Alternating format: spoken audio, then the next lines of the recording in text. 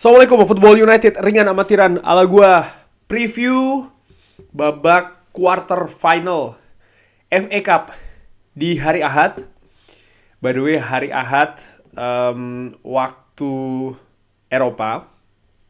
Gua lihat dulu ya. Jadi Manchester United ini kan akan bertanding di Piala FA. Ya, di babak perempat final. Tapi selain itu ternyata di pertandingan agak beribet. Di pertandingan lain sebelumnya itu kan jam 17.30 waktu Eropa. Jam setengah 3 sore waktu Eropa hari Ahad ada The Klassiker nih, Ajax menghadapi Feyenoord.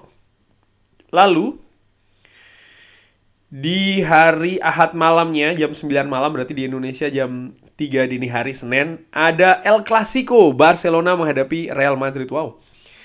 Jadi dimanjakan betul ini penggemar sepak bola di hari Ahad, dimulai dari Der Klassiker, Ajax menghadapi Feyenoord, Liga Belanda.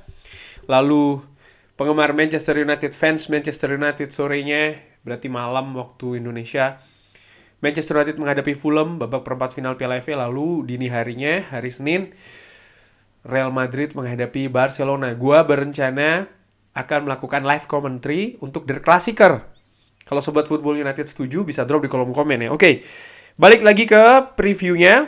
Manchester United menghadapi Fulham. Fulham di 2 pertandingan terakhir di bulan Maret hasilnya nggak bagus. Mereka kandang-tandang kalah nih. Tandang menghadapi Brentford kalah 3-2. Lalu bermain di kandang sendiri menghadapi Arsenal. Mereka babak belur 0-3. Tapi yang menarik, tim asuhan Mauro Silva ini di bulan Februari itu raihannya luar biasa loh. Mereka, kalau dari catatan gue ini bahkan tidak pernah terkalahkan. Memetik 4 kali kemenangan dan 2 kali seri. Termasuk menahan Chelsea di Stamford Bridge. Lalu juga menang menghadapi Brighton di kandang Brighton. Menurut gue ini luar biasa sebenarnya. Dan tapi, agak beribet lagi. Tapi di sisi lain gue melihat juga kayaknya ada tren menurun sedikit yang mungkin bisa dimanfaatkan oleh Erik ten Hag. Fulham menghadapi Manchester United sudah pernah terjadi musim ini di Liga di putaran pertama. Manchester United tandang ketika itu ke London, ke Craven Cottage. Bahkan kalau tidak salah sebelum Piala Dunia kan ya. Manchester United berhasil mengalahkan tuan rumah dengan skor 1-2. Manchester United gue ingat betul di penampilan pada saat itu. Tampil cukup bagus di babak pertama. Bahkan memiliki beberapa peluang. Manchester United akhirnya unggul duluan, ya kan? Sempat ada peluang juga untuk mengandalkan keunggulan tersebut, tapi justru di babak kedua Fulham mampu menyamakan kedudukan sebelum akhirnya Viva Garnacho mencetak gol di momen-momen terakhir di pertandingan tersebut. Luar biasa melalui aksi penetrasi yang sangat tajam. Nah, di situ gue lingkarin Martial dan juga Eriksen, 2 pemain yang ada di starting line up yang saat ini tidak tersedia. Martial mungkin masih tanda tanya, tapi Christian Eriksen jelas tidak tersedia karena masih cedera ya. Sementara Fulham ketika kalah 0-3 menghadapi Arsenal, ini diperkuat oleh Mitrovic. Mitrovic sudah tersedia ketika Fulham menghadapi Manchester United. Mitrovic ini tidak bermain. Dan di belakangnya ada Andreas Pereira, pemain yang tentu saja sempat lama memperkuat Manchester United kan ya. Nah, ketika menghadapi Arsenal, gue melihat, dan ini juga yang dikeluhkan oleh Mauro Silva, kalau Fulham bermain terlalu lunak, terlalu soft, kurang greget. Dan ini bisa terlihat di statistik expected goals. Mereka di bawah 1. Lalu juga tendangan ke gawang, dari 12 kali percobaan mereka hanya 2 nih yang on target.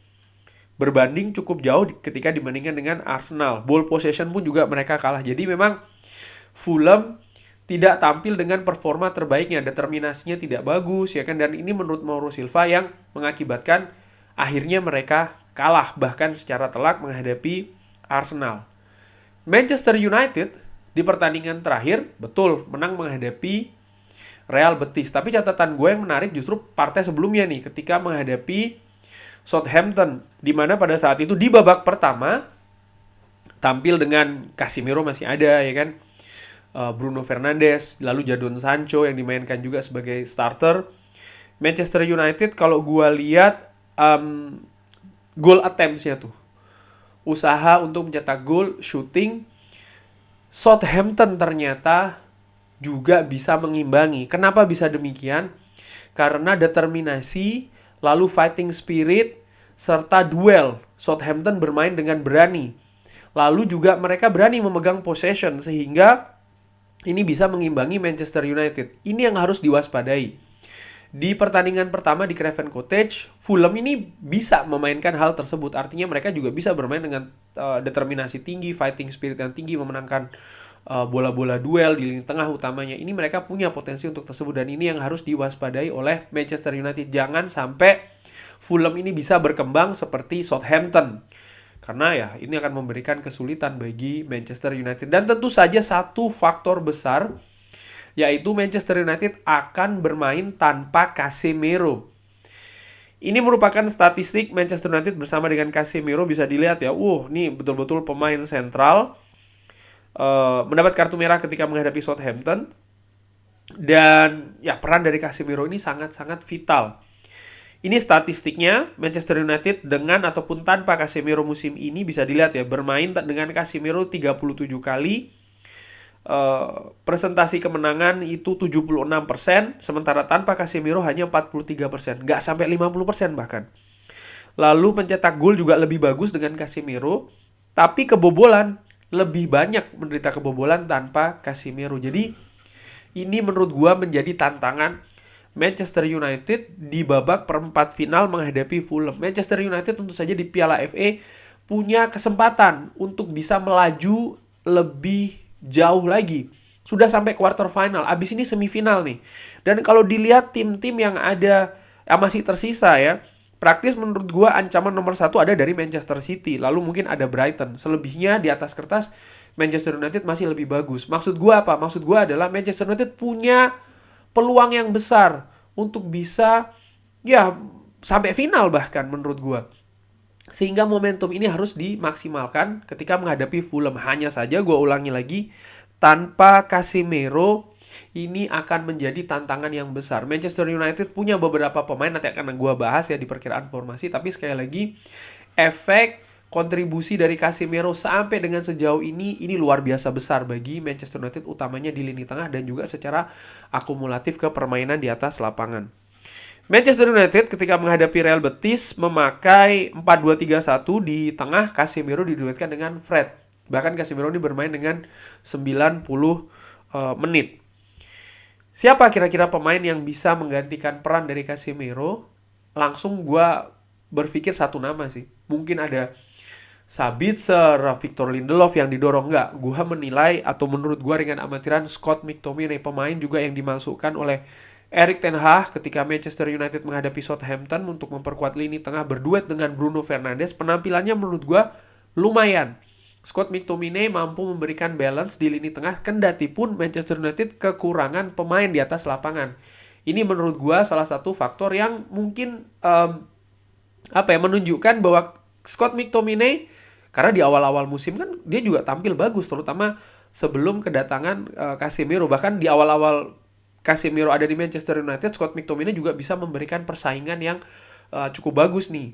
Hanya saja sebelum ini memang ada cedera yang cukup panjang, dan sekarang dia sudah kembali. Dan kemarin ketika bermain menghadapi Southampton, menurut gue ya dia bisa gitu loh. Artinya ada kemampuan, walaupun tentu saja gue juga tahu dengan Casemiro sendiri masih ada gap yang mungkin cukup lumayan ya. Scott McTominay juga bisa bermain di area, terlihat dari season heatmap ini yang sama dengan Casemiro, artinya di pivot sebelah kanan. Sehingga oleh karena itulah gue berpikir ya Scott McTominay punya peluang untuk diturunkan di pertandingan menghadapi Fulham.